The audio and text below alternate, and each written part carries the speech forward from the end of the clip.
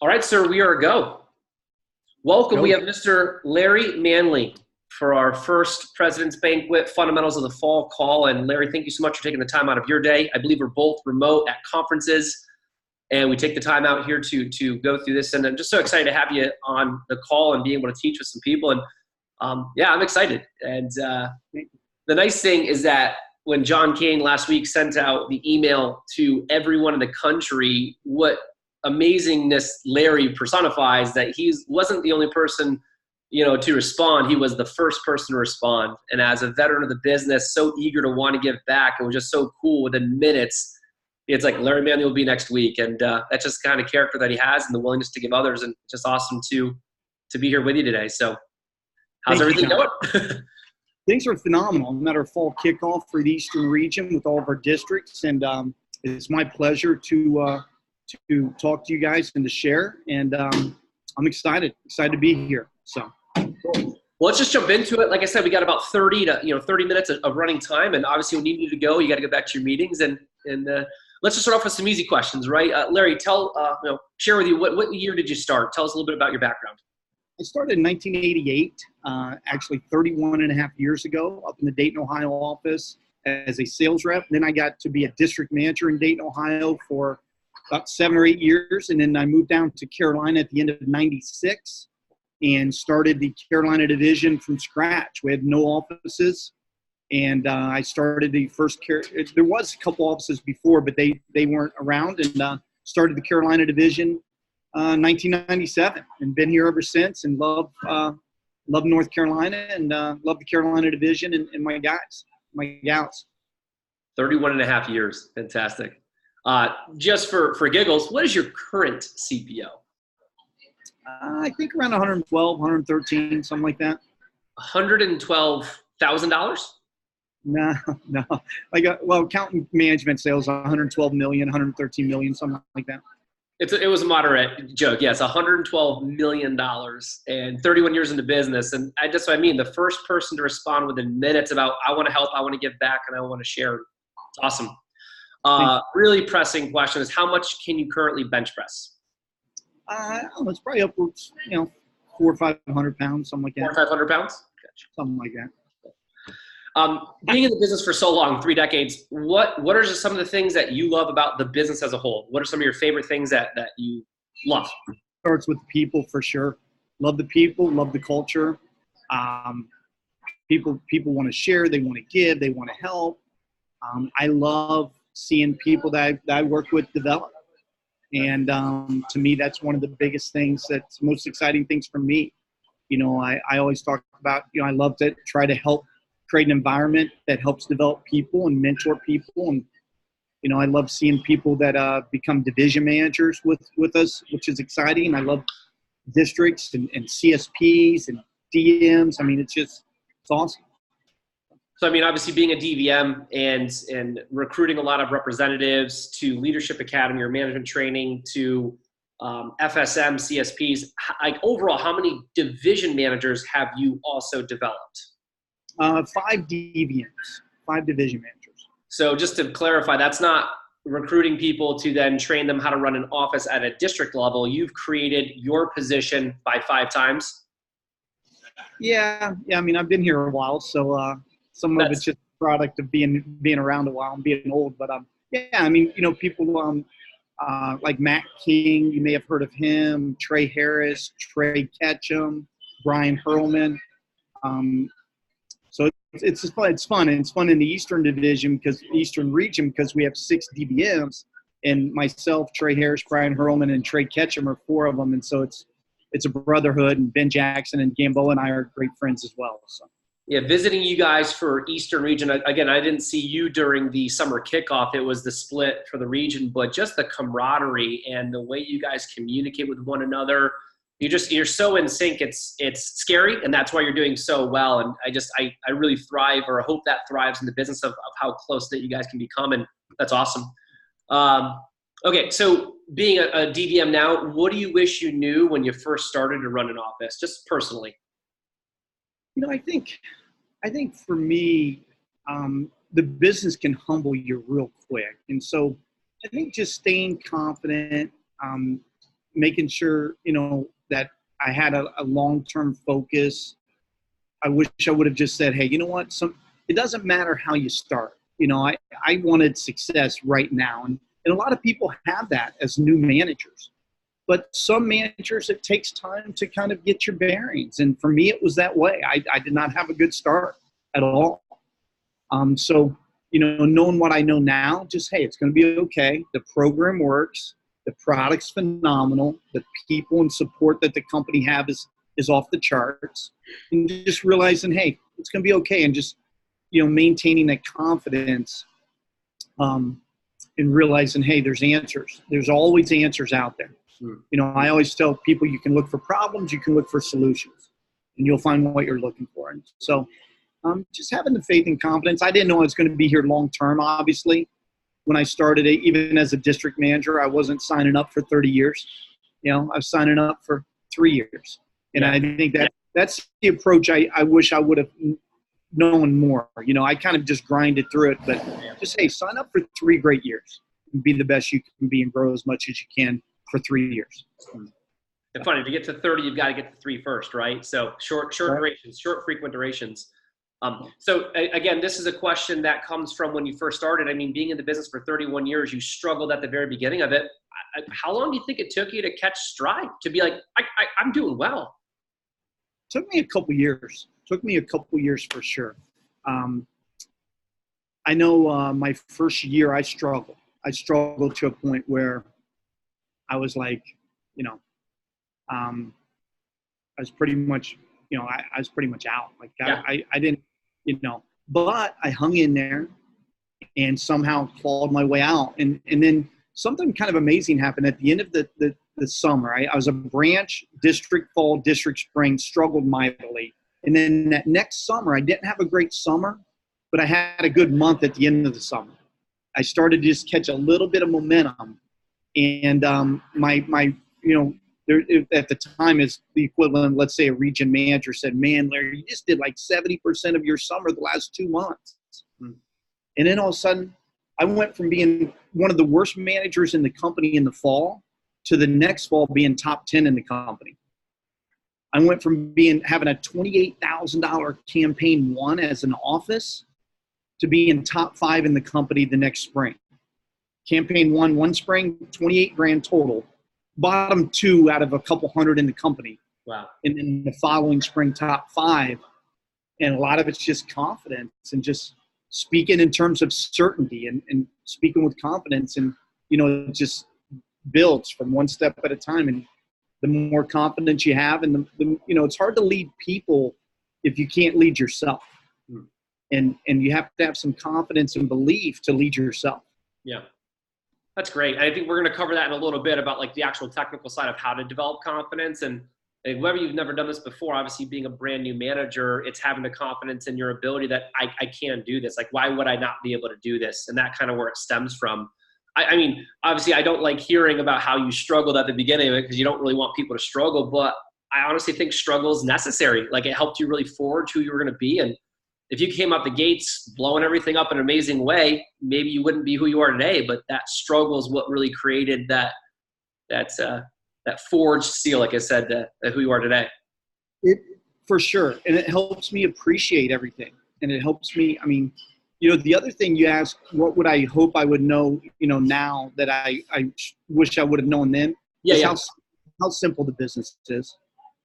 It's not rocket science. It's really not. It's getting a couple of the right recruits in the door and then duplicating them and then caring about your people. And we teach people how to sell the greatest product on the planet. It's simple. So. What are some things that you're proud of in your Vector career? I know you're not going to sit there and gloat about yourself. But I want to know, what are some things that in 31 years of your business and 5 DBMs that you've helped train and develop? And those could be some of it, right? But what are some of the things that you're proud about in your 30 plus years here in the business? I think that's the main thing, is the people, the relationships, and the development. And then, I've had my 2 sons sell Cutco now. Oh yeah. Which is cool. My oldest son sold the last 2 summers, sold about 47,000 combined, and then my youngest. And by the way, he had his second summer was his only full summer. He started halfway through the summer. And then last summer, Grant, my oldest son, sold about 28 grand or so. And then my youngest just started selling this summer. He's around 35,000 in sales. And they both had like a 17 and a 20K SC2 push. Oh my gosh. I'm proud of that. And just, it's fun having them on my team. They both were part of our alliance in the Raleigh pilot office the last 2 summers. And that it's just been awesome. And it's really helped us develop our relationship even greater, but also I've seen them grow. Yeah. And it's been a firsthand thing where I've seen their growth, knowing more where they started at, and it reinforced in me something I already knew, but just that we do great work for people.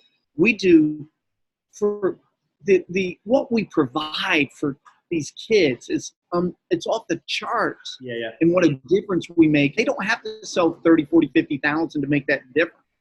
A lot of times the confidence we can give a kid. I have a kid in the Raleigh pilot who has social anxiety. He's been seeing a therapist for the last few years. And this July, his therapist said, I noticed no signs of any social anxiety now. And he had been with me for about 6 weeks this summer. So, I don't know. That's the things I'm most proud of, is just being a part of it. Nothing I've done, but just being a part of it where we do such great work for young people. Yeah. It's like you have a tremendous influence on it. You know, I didn't do this on my own, but you had a tremendous amount of influence. That's got to feel amazing. And just how many people this summertime, too. I know Mr. Bryce, son Logan, Trent Booth's daughter, Caitlin, Kennedy, Earl Kelly's daughter, I believe Lloyd Reagan. Like, it's just so fun to see all of them and duplicate, and they go out and they rip. And it's awesome. Cool. How many years have you hit President's Banquet? Not sure. 10 to 20. I'm sorry. No idea. Yeah. A lot. All right. What's the number for a lot? And then before we get into the technical questions, any band in history, current or past, who would you like to have gone and seen or would still like to see? Any band ever? Well, in the past, I wish I would have seen Michael Jackson in concert and Prince. Prince? Prince. Little Purple Rain? All right. Yeah, both those. I wish I would have done that. I just saw Queen last weekend in Philadelphia. Phenomenal. Nice. Had seats on the floor right at the end of the runway, 22 rows from the main stage, but right 2 rows back of the main runway at the end. Phenomenal. Queen, Adam Lambert ripped it. It was great. I've seen Journey a few times. Love Journey. Yeah. I'm old soul, man. I got you. My top 10 guess was Lady Gaga and Justin Timberlake, but hey, there's always hope for the future. Hey, 2 great choices there as well. All right, cool. I'm excited now for the next part. Even I'm not more excited than this, but I'm really excited about it. Getting to know you a little bit more, I think, really helps people understand who you are, so then now you can teach from a technical standpoint. And to confirm, to be back in your meeting, what's your availability on time? Or do you just want to say, hey, I got a few more? I have as much as you need. Perfect. All right, so going into the fall time, I want to start off with business, but also personal. Being around again for so long and your mentality, what are just some things that you look forward to in the fall? What excites you? What are some of your favorites? I love the fall. I love the fall. I love football season, for one. Yeah. Love that.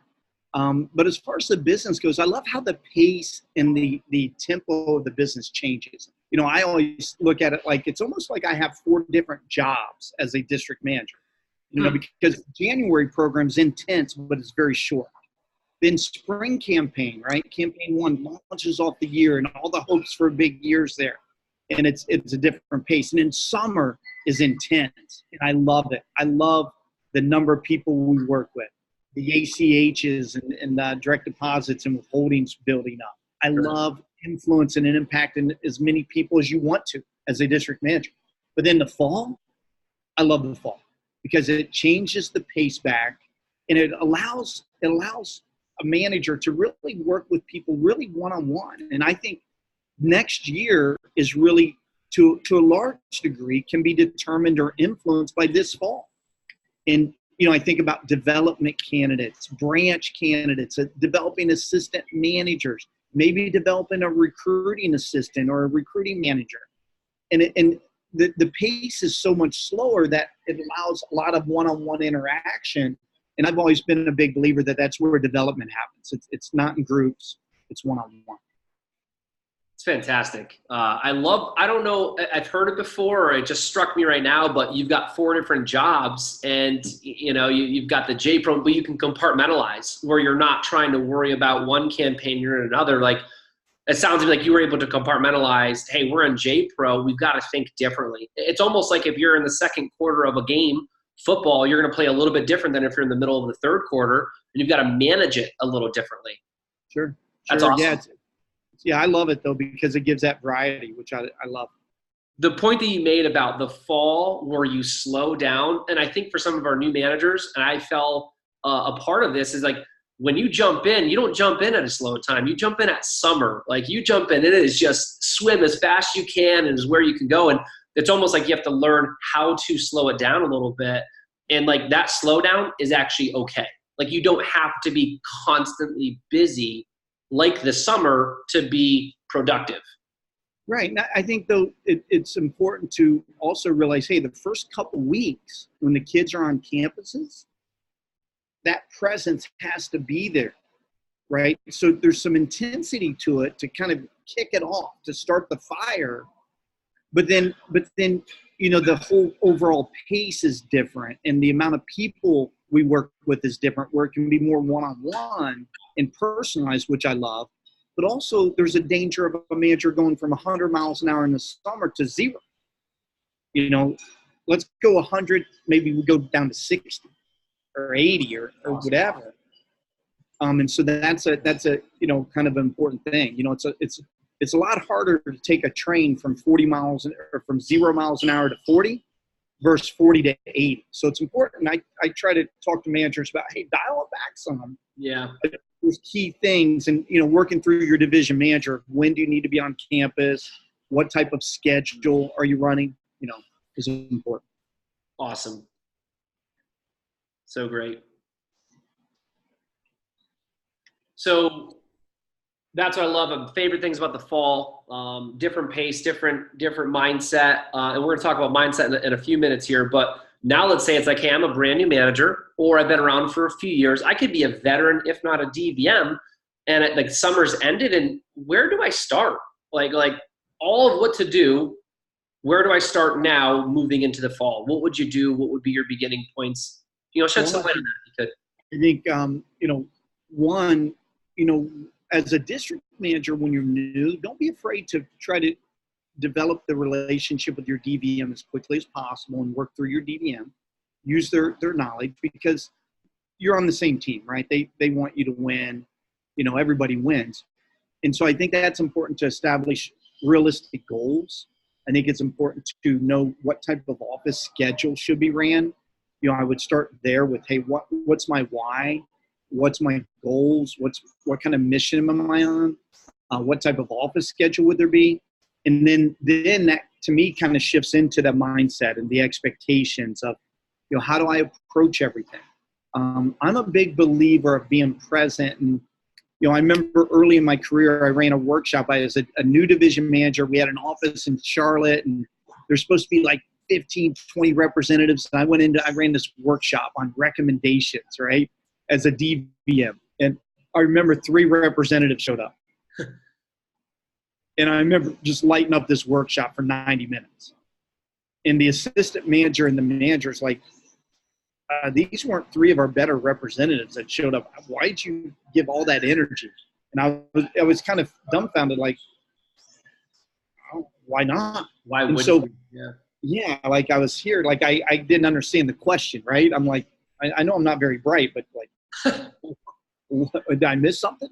Yeah. And I poured all the energy into them. And so I think it's important in the fall, the numbers can be small. You might have 1 or 2 people in an interview. But that doesn't mean that can't be 1 or 2 great people.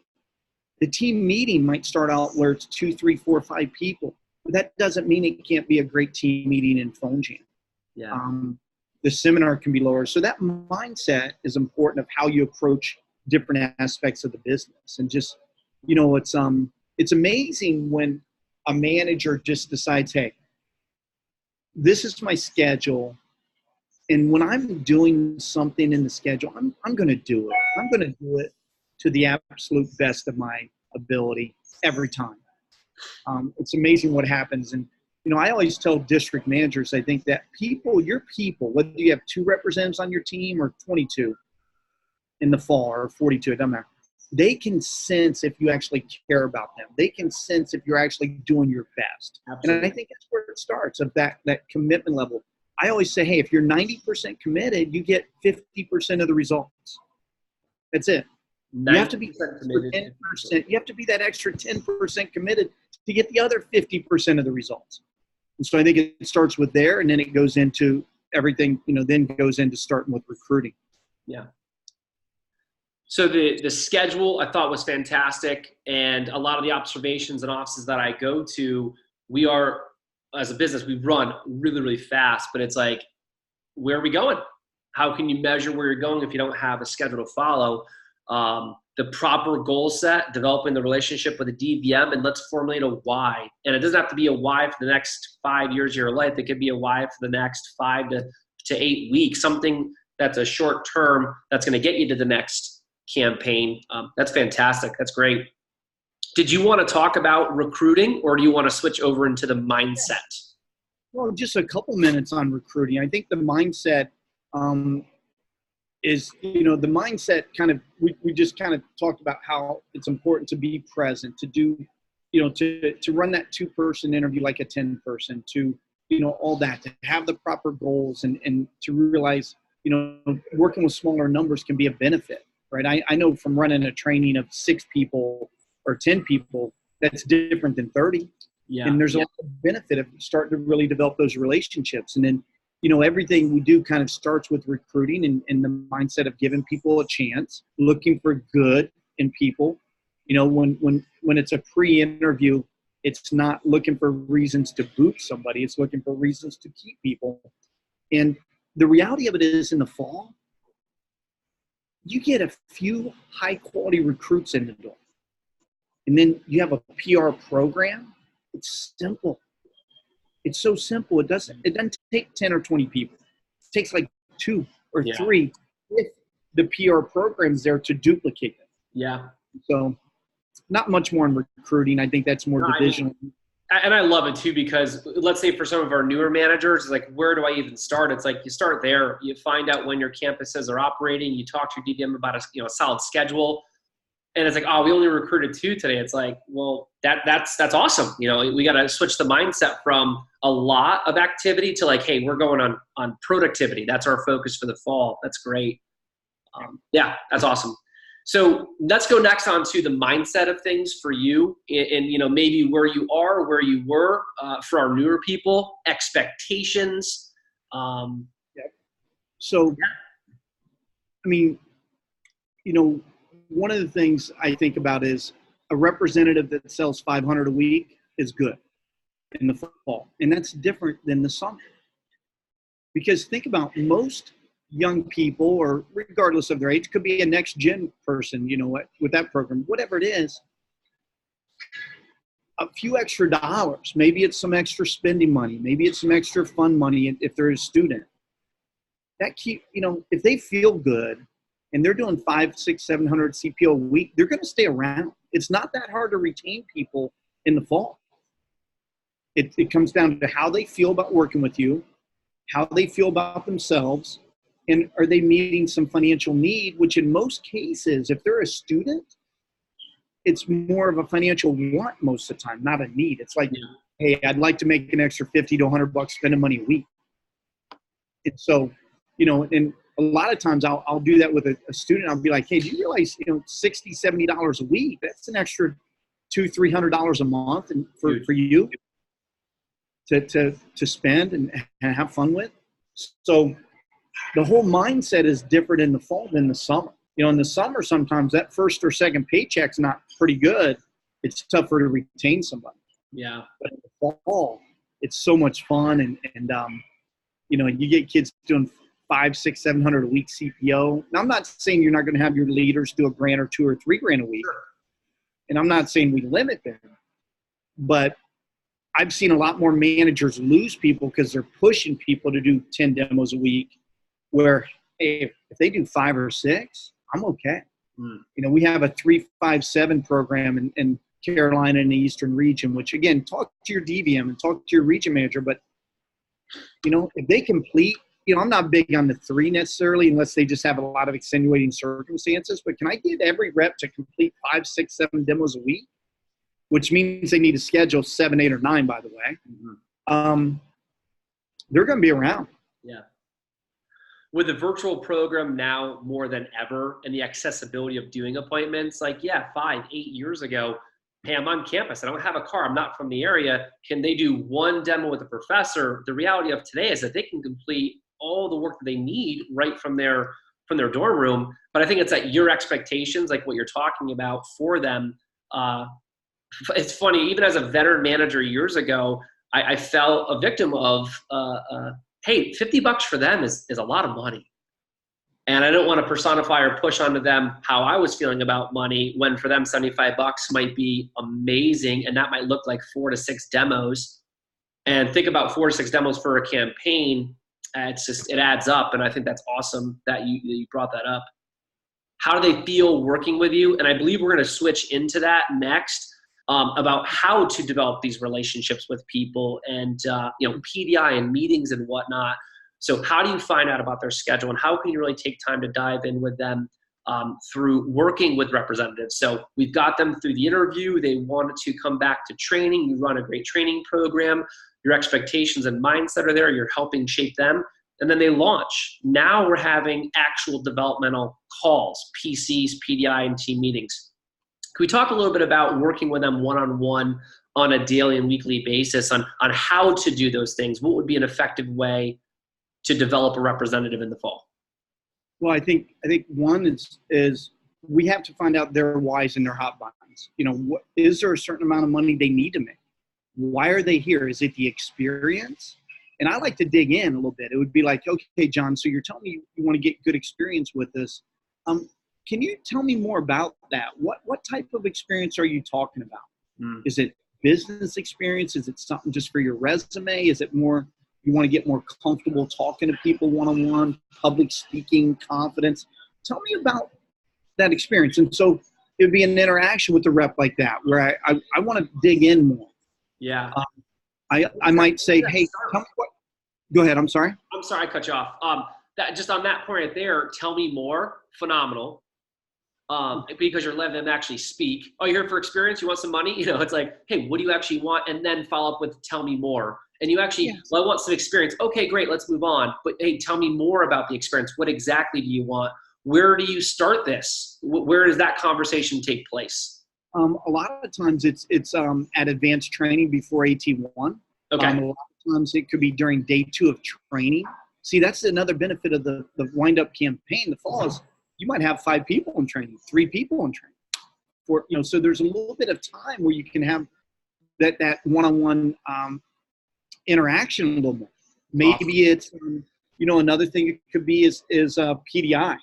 I love doing that on PDI on the first Tuesday, their first Wednesday, their first week. I've seen managers wait too long on that, and I think it's important that first week to find out their whys. All right. And so I might even talk about, hey, what type of major do you think you might be looking to go into? I like to manage through questions a lot and learn through questions. So I might say, hey, so you're looking at that type of major. How do you think this could help you in your future? Is do you see some skills you might be able to gain with this that could help you down the road? So those are some questions I try to do as far as right off the bat, the first few days, first week of hot buttons and whys. Yeah. Then I might ask, hey, is there a certain amount of money you need to make with us to pay your bills? Do you have any bills you're paying? Is school already taken care of? Tuition, books, spending money, living money. Tell me about that. So, that's another thing. Those are the main 2 things, right? The experience, the income. Yeah. So. Is there anything that you would talk about within an interview process? Would you get that specific with them, or is it until they get to train then we talk about how much money? No, not in the interview itself. In the interview, it's just basic pay program, it's perks. Definitely I talk about the experience as being a perk with us in the interview. Sure. I think that's great too, because sometimes we get excited about that. We want to pull it too close. Like from the interview, now we're talking about how much money do you want to make? And I think we might create sometimes unrealistic expectations because they haven't even been accepted for the position, but yet we're talking about them making so much. I think that's awesome that it's very general in the interview. And then when you get to training, it's almost like, okay, you've earned the time to now talk about you. And now we're really going to dive in and how much do you want to make and what the possibilities are. So that's a great point.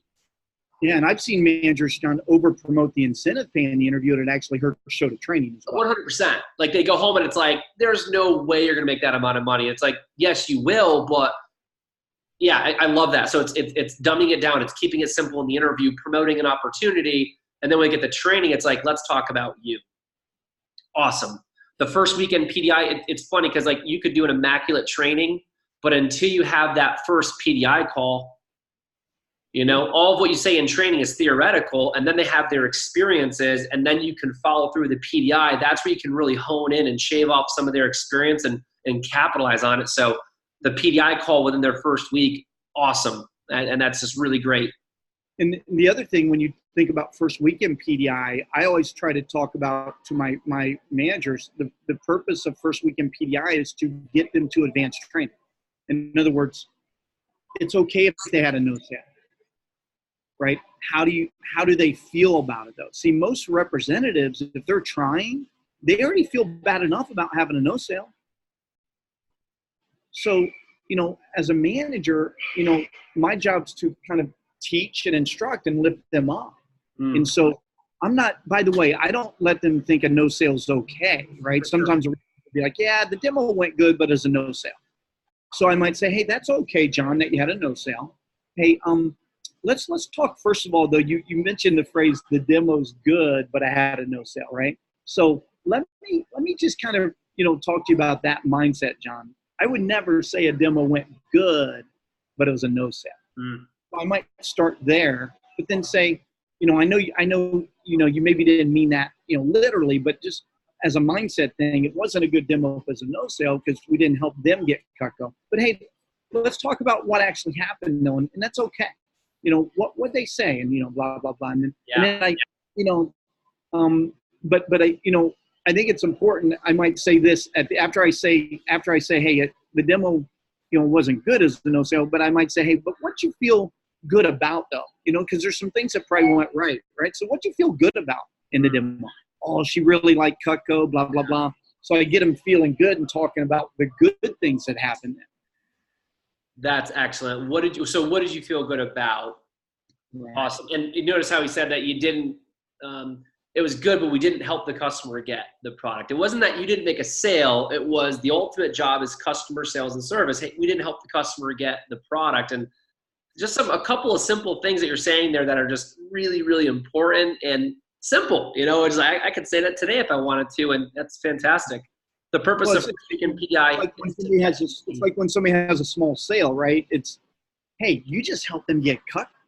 I know it was only a trimmer, but she's either going to get more Cutco, and that's very likely, by the way, and she'll probably call you. And could you imagine? You said she kind of liked the galley set, but she got the trimmer. Well, what if when you're at Dirty 30, she calls you up in 5 minutes, she orders a galley, and she gets an incredible set of Cutco then, and you just made a couple $100 in 5 minutes on the phone.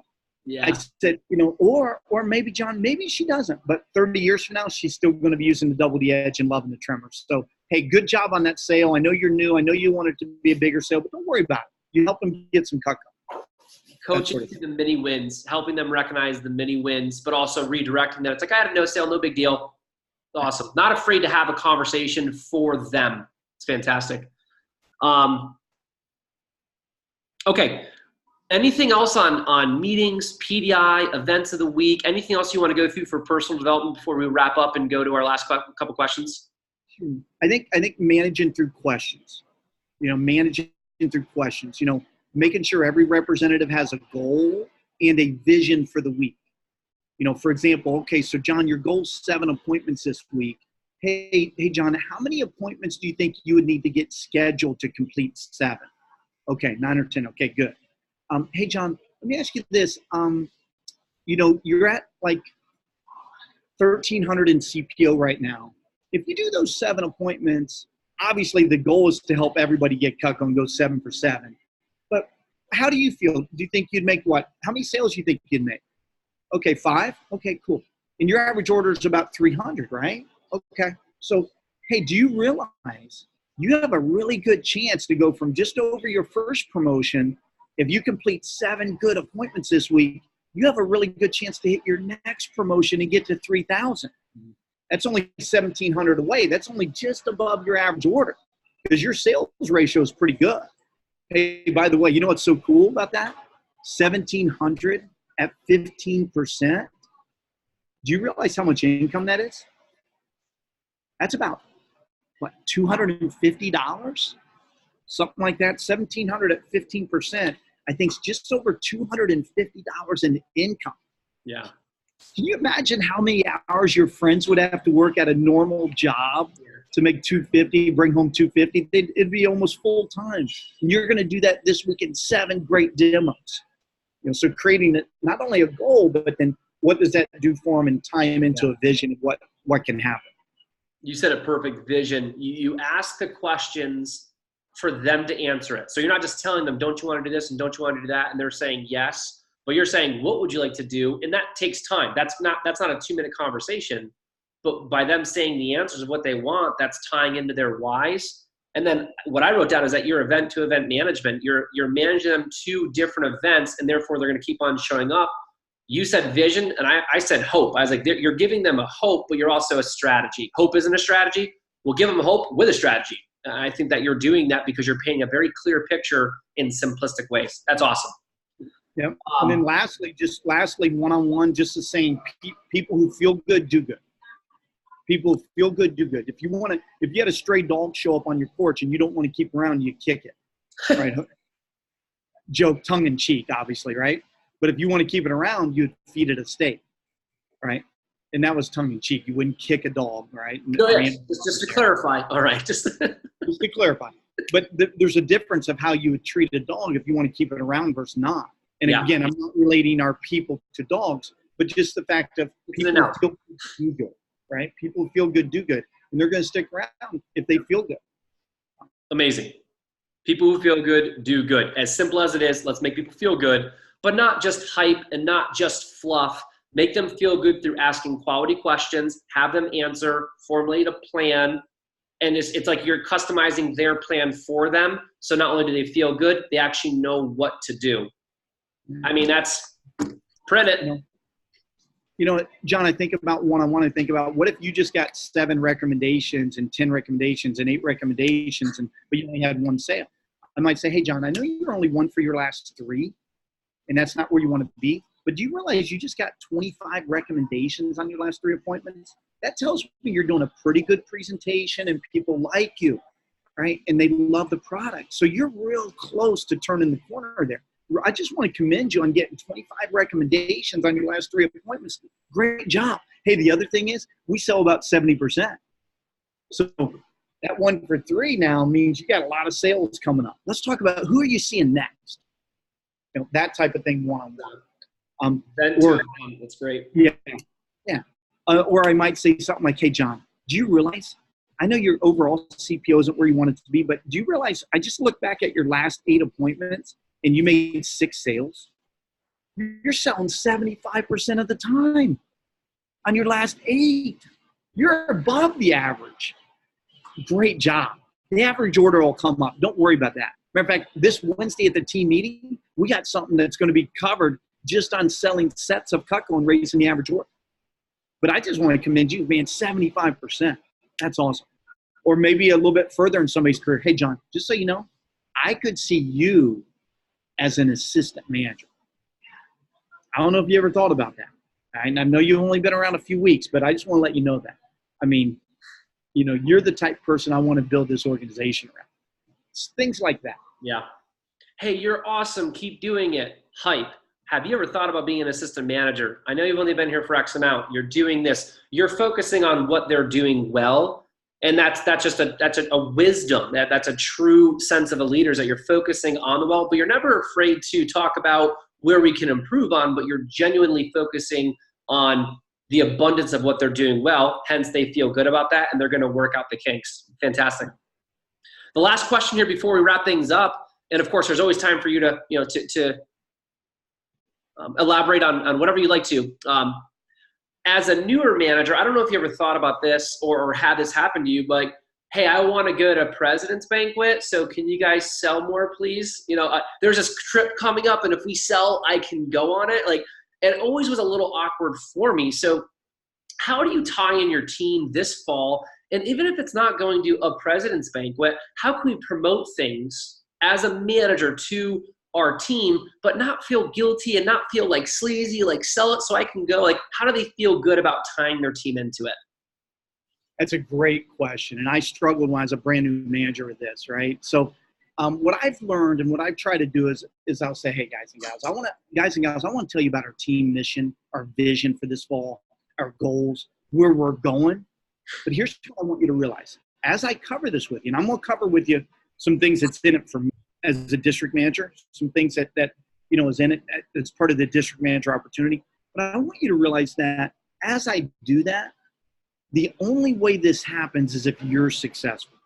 So it's important you understand that, hey, as important as the team vision is and mission and what we want to get accomplished, hey, that's important, but it's not nearly as important as you being a part of this team. And so one thing you probably noticed that when I work with you, I want to talk about you and what your goals are, because I know if you're successful, we're going to be successful. And so that's the most important thing. And I want to make sure you understand that. Being a part of this team means you are important to this organization. So I want to make sure you know that, first of all.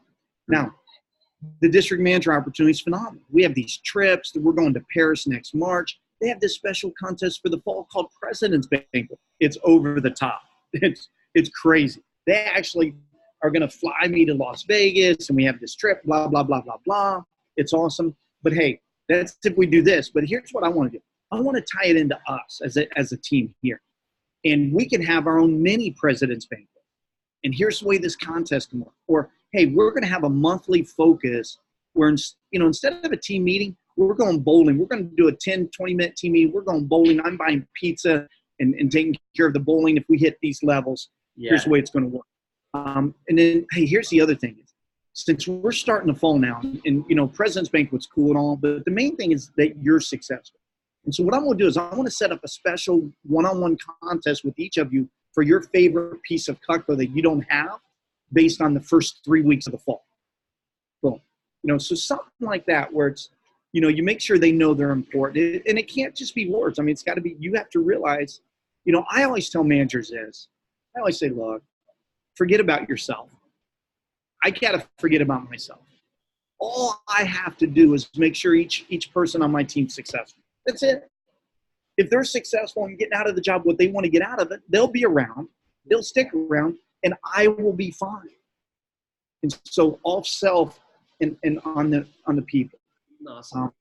So I mean that's kind of a shortened version of how I would do it at like and that's it. It's shortened and it's sweet and it's to the point. And I can't stress to the managers enough that like take care of yourself over the fall, but get off of self and on other people and healthiness and making sure we're taking care of ourselves in that capacity. And if you do that and you show up ready to go and then you're completely giving to others, I love that you said I get to fly out to Vegas. It's almost like you're downplaying it. Like there's a whole big thing, we eat caviar, we drink Dom Perignon, we get to represent there and that's fun. But what I really want to do is tie that into us and how we can, that was awesome. That was really, 10 years ago, I wish I would have had that advice to not just, because I just didn't promote it. I didn't promote it. And then therefore, if my team doesn't know what we're shooting for, how can they help? How can they assist? So Larry, it's been awesome. My pleasure. Go ahead. I was just saying my pleasure and thank you for the opportunity. And I love the business and love the people. And I wish everybody nothing but the best. So we do want to wrap up with what's called the lightning round of random questions. And you're going to have 60 seconds and you either got it or you can say pass and move on to the next one. All right. Cool. Lightning round of random questions. Who invented the Pythagorean theorem in what year? Oh, that was Thomas Edison, 1782. 100%. You got that correct. All right. Ready? Question number one. And we're going to go with a timer on 60 seconds. Okay. What temperature does water boil at Fahrenheit? 212. Ding. Who won the NBA Finals last year? Last year, that would have been the Warriors. Okay, currently this year, 2019. The Toronto Raptors. Gotcha. What is your favorite sport to watch? Football. You're crushing this, Larry. What is the item number for a regular trimmer? 1721. How many cards in a deck? 54, counting the jokers. Oh, sneaky. LeBron or Michael? MJ for sure. Heck yeah. In a 100-meter sprint race, who would win, Jeff Gamboa or Trey Ketchum? Ketchum. Ketchum! How many continents are there? 7. 7. Tyson or Ali? Great Ali. Cool. You got it within 60 seconds. 1, 2, 3, 4, 5, 6, 7, 8, 9. You got 10, sir. Dude, thank you so much for being on and having this time. I know you're away, and I can't stress enough what impresses me more and more getting to know you is that 31 years in the business plus a guy that doesn't have to give back has done so much, was the first person to respond, is stepping away from a development meeting. And that means a lot. That means a lot to me in this role. It means a lot to our newer managers that you're taking the time. And your information was so awesome. It was so simple that I hope that our brand new managers, veterans, or even DVMs walk away from this going, I can do that starting now. Thank you. I appreciate the opportunity and just love it, man. Love the business, love the people. So thank you for your time. You got it. We'll talk soon, sir. Have a great day. You too. See you.